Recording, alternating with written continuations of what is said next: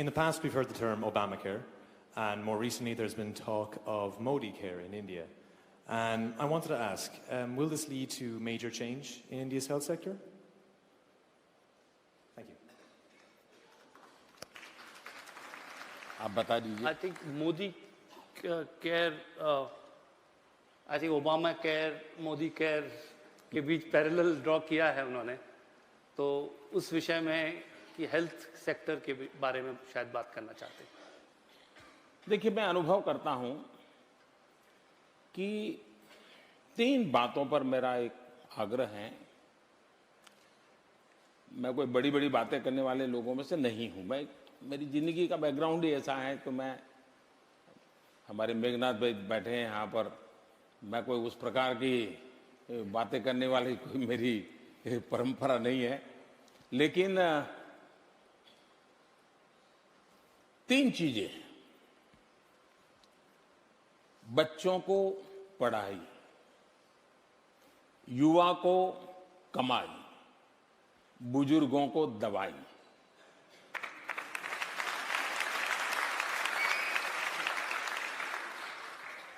ये चीजें हैं जो हमें एक स्वस्थ समाज के लिए चिंता करनी चाहिए। मैंने अनुभव किया है कि कितना ही अच्छा परिवार हो, कोई व्यसन ना हो, कोई बुराइयां ना हो, कुछ ना हो, बहुत अच्छे ढंग से चलता हो परिवार, किसी का बुरा भी ना किया हो, लेकिन उस परिवार में अगर एक बीमारी आ जाए,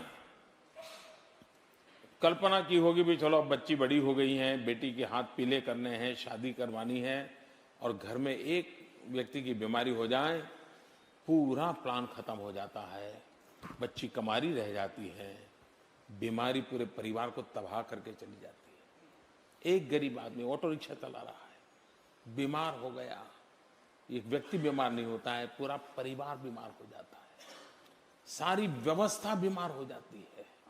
और तब जाकर के हमने कुछ सोचा, तो हमने हेल्थ सेक्टर में एक बड़ा होलिस्टिक अप्रोच लिया है। कुछ लोग इसको मोदी केयर के रूप में आज प्रचलित कर रहे हैं।